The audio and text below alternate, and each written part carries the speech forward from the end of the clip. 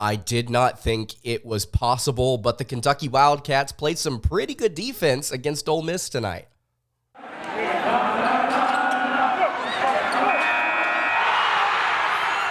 You are Locked On Kentucky, your daily podcast on the Kentucky Wildcats, part of the Locked On Podcast Network, your team every day. All right, what's going on, Big Blue Nation? Welcome on into Locked On Kentucky, your daily Kentucky Wildcats podcast. I'm your host, Lance Dawe, writer for various SEC-related things, but on this podcast, we take a dive into all things Kentucky athletics. On today's episode of Locked On Kentucky, we are going to be recapping Kentucky basketball's victory over the Ole Miss Rebels. Did not anticipate the defense that came out in this one, but the Wildcats showed up. Going to talk about the good, the bad, and what we should be expecting out of this squad moving forward. Thank you so much for making Locked On Kentucky your first listen every single day. Want to remind everybody out there that we are free and available on all platforms, and if you are watching on YouTube, would greatly appreciate it if you subscribed to the show. So close to 7,000 subscribers on the YouTube page, and if you're tuned in on podcast, wherever you are tuned in, would appreciate it if you followed along there as well. So let's go ahead and get into it. 75-63 is your final score here today. Minus the 63-57 win over Arkansas a couple of weeks ago, I think this may be Kentucky's best defensive performance of the season in terms of quality of opponent, because of the fact that they held them to 63, 17 points underneath the total that I set. I said, Ole Miss, there's no way they score less than 80 in this game. It would be a miracle if the Rebels were held under 80 in this one. Well, Ole Miss fell 17 points short of that miracle total, and the Wildcats looked pretty good on offense and defense throughout the entire process. That's where we start here today, with the really, really good defense I think Kentucky played at times in this one. Now, granted, there were some open shots that Ole Miss simply just missed, but that was bound to happen. At some point, Kentucky was going to run into an opponent that they played good defense against, not great, and whenever they made mistakes, the opponent did not capitalize consistently. Ole Miss, as we noted in the preview episode, is not a bad three-point shooting team. In fact, they're top 15 nationally in three-point percentage. But they were not able to capitalize on their outside shots. Just 5 of 22 in this one. 2 of 11 in the second half. Collectively, between the two halves, it's 22.7%. Way underneath Ole Miss's average for the season.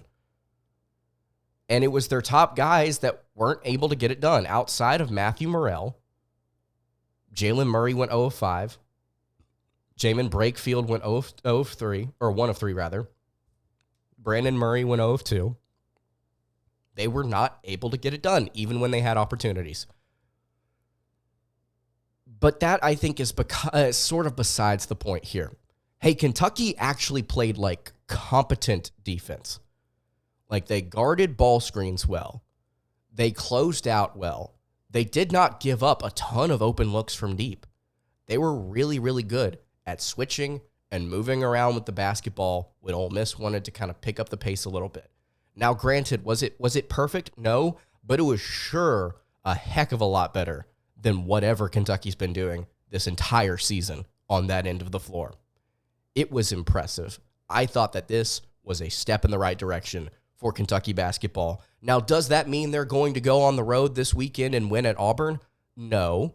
I'm also not saying that that's not going to happen.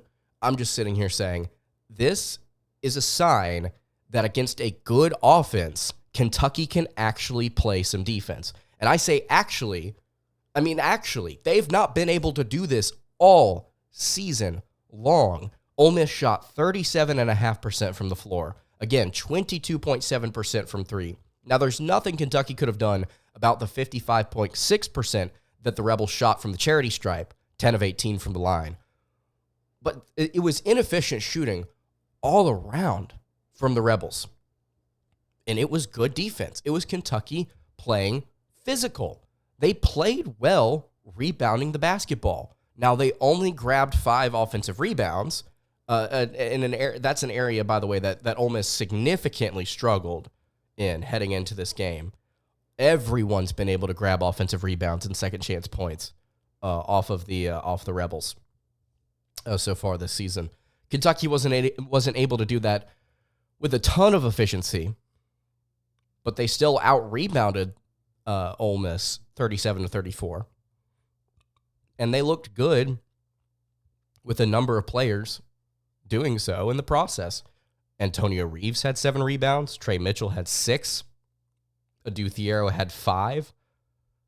Ugonna Onyenso had 4, and he had an incredible day. We'll get to him in just a second. But I thought it was an all-around good defensive effort.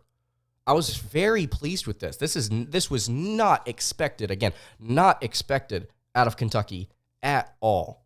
From my corner, at least. I don't think there were a lot of people out there on the internet saying anything different about how Kentucky's been playing defense heading into this game.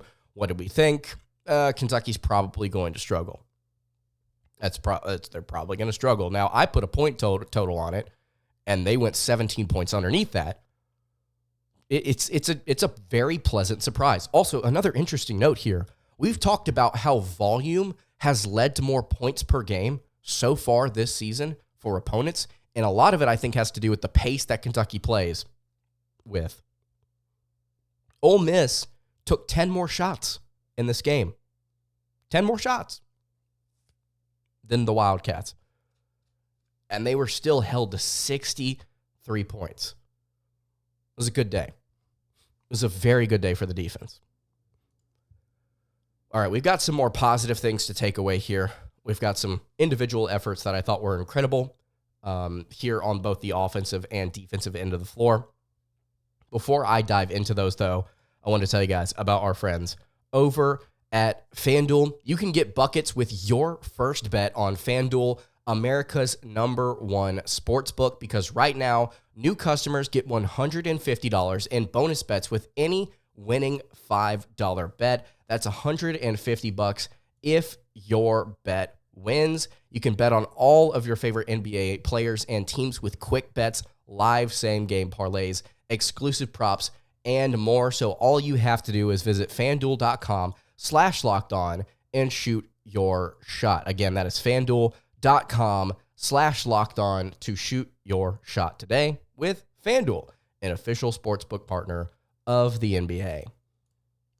All right, continuing along here with the Tuesday edition of Locked On Kentucky. Lance Dawe hanging out here with you. I really appreciate you guys making Locked On Kentucky your first listen every single day. Again, if you have not subscribed to the show already, please go ahead and do so. And if you're listening on podcast, I'd appreciate it if you sub there as well. Again, getting close to 7,000 subs on YouTube. Let's get it there. Excited for you guys to kind of join the journey here as we wrap up the season. Should be an interesting end to the regular season.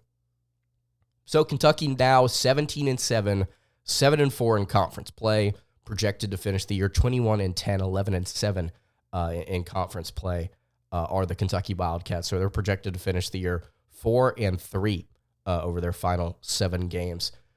Continuing to kind of talk about the positive things here for the Kentucky Wildcats.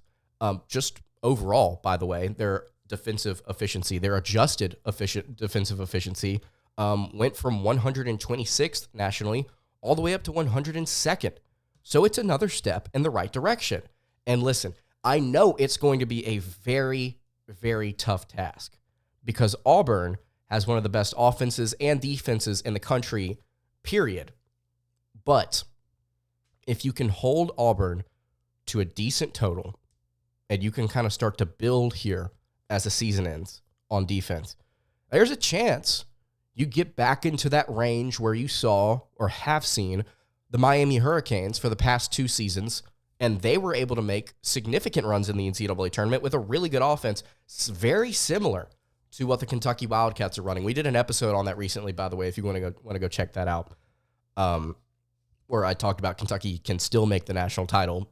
Theoretically, they can absolutely do that, and they've got the offense to do it. It's just getting that defense to the point where you can feel comfortable with it, and they're very close to that Miami range. So So we're talking here, though, a little bit about the defense. And a player I wanted to highlight, the first player I wanted to mention here, Ugonna Onyenso, who had a phenomenal game against Florida, just an insane block party against the Gators just a few games ago. In this game against Ole Miss, 8 points on 3 of 3 shooting.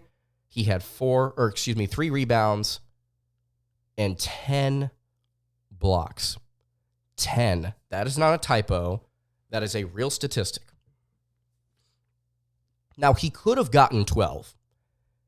He could have gotten to 12, which was the record set by Nerlens Noel. Cal took him out, did some different things with the rotations, finished with 10 blocks in 24 minutes of play. I'm not sitting here saying that we were right about this. But take this back, all the way back to, I want to say, May of last year. We were talking about Ugonna Onyenso. It might have been June, stepping up and developing for Kentucky basketball. And one of the things that we pointed to as a potential strength was shot blocking.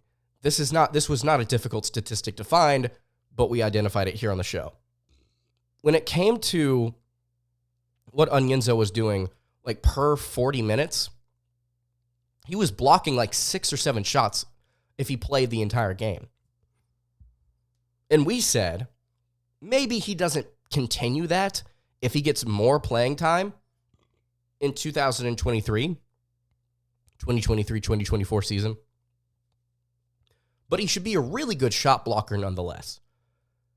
And we've seen when you give Onyenso extended time, he's going to be a really good shot blocker for you. 10 of Kentucky's 12 blocks. Aaron Bradshaw had a pair in this game as well. Kentucky's front court, they played pretty well as opposed to what they've been doing over the past couple of games. I thought they played decently. Now, was it great? No. But was it bad? I wouldn't say it was bad either. Bradshaw had a plus-minus of positive 16 in just 13 minutes. That was the second best on the team. It's not necessarily a matter of can the front court play incredibly well statistically. It's a matter of can it keep up with the guard play? Because the guard play is going to outscore it time and time again, as is the case for most teams. But Kentucky is a really, really good at that 1 and 2 spot. And so it's just a matter of, in the individual moments of rebounding, defense, etc., does this front court step up and make the plays that you would expect out of your backcourt to make when it comes to things like scoring and distributing the basketball? Are they on the same level in different categories of the game? And I think tonight we saw something similar to that. I thought the front court was good. Thought the backcourt was decent as well. Kentucky, again, took 10 less shots than the Rebels in this one. 28 of 54 from the floor. That was 51.9% on the day. Antonio Reeves had 15 points on 50% shooting. Justin Edwards had 12 points on 4 of 7 shooting. Started the game off 3 of 3, 7 points. Rob Dillingham had 10 points on 4 of 7 shooting. Reed Shepherd shot 50% from the floor and from 3 and had 13 points. It wasn't a high volume, but it was pretty efficient overall. I mean, outside of Antonio Reeves going 1 of 5 from deep, Kentucky had a pretty good day shooting the basketball. It was a well-rounded scoring effort. 4 different Wildcats scored in double figures, and the point total was 75. It's pretty good. No complaints here. Onyenso almost had 10. It was a good game from Kentucky all around. And these are the type of matchups that make you feel good about what you could be seeing in March. Because Ole Miss right now is one of the last 4 in. If Kentucky is going to stay on that 5, somewhere between that 6 to 4 seed line, you're going to see a team like Ole Miss first round. You're going to see possibly, let's say hypothetically, Kentucky ends up being a 5 seed, okay? They're a 5 seed in the NCAA tournament. Let's say, hopefully, they beat their 12 seed matchup. You may see a team like Ole Miss or Mississippi State in the round of 32. Because right now, both those teams are hovering right at that 11 seed line. Of course, that team would have to upset the 6 seed, but you understand where I'm going with this. If you can beat teams like this and do it in a way that you traditionally have not this season, playing good defense, I think it speaks to the potential of what you could do in March on a neutral court. Hopefully, when Kentucky gets to March, they don't have a collapse. They don't have a complete meltdown on that end of the floor. Hopefully. Because you're going to look up, if you can win one game, you're going to look up in the round of 32 and say, here's a team like Ole Miss. They've got a good offense. They do individual things well. They're more experienced than us. They're more physical than us. But we can outmatch them in certain ways. And a lot of it has to do with what we want to do on offense. But if we can just get the defense down, we're going to step up and we're going to have a really good chance to win the game. Proud of what Kentucky did tonight. Proud of the victory that they got. Again, climbed 24 spots in adjusted defensive efficiency. You've got a big-time game against Auburn this weekend. Big-time game this Saturday in Neville. It's going to be a fun one. Let me know what you guys think in the comments below. All right, that's going to do it for today's episode of Locked On Kentucky. You can follow the show on Twitter at LockedOnUK. You can follow me on Twitter at LanceDawe_, and you can follow the show over on Instagram. That is at Kentucky Podcast. Any questions, comments, concerns, leave those in the YouTube comments below. Hit me on the socials. I will see you all tomorrow for another episode of Locked On Kentucky. Have a great rest of your day, and God bless.